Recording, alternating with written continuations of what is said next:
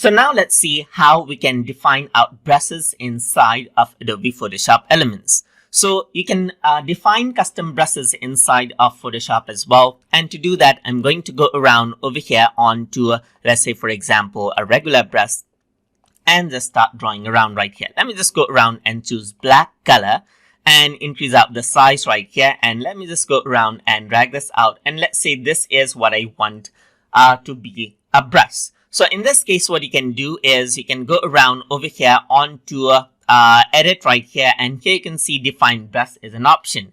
If I were to go around, then you can see that this gets converted into a brush now. So here you can go around and rename it to, let's say, for example, Tutor 2 brush right here and press OK. And that gets converted into a brush. And there you go. There's the brush right here, which got converted. You can go around onto the brush right here. This is the Tutor 2 brush. As you can see, you can work around with the size of the brush over here. So this is what you have. And you can work around with the opacity of the brush right here as well.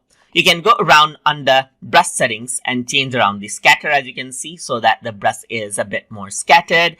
And over here, you can work around and then change around the spacing of the brush over here, just like this as well. And that is how you can define out your own brush and then work around with it inside of Adobe Photoshop Elements. So I hope you guys learned something as always. And as always, please like, comment, share, and subscribe.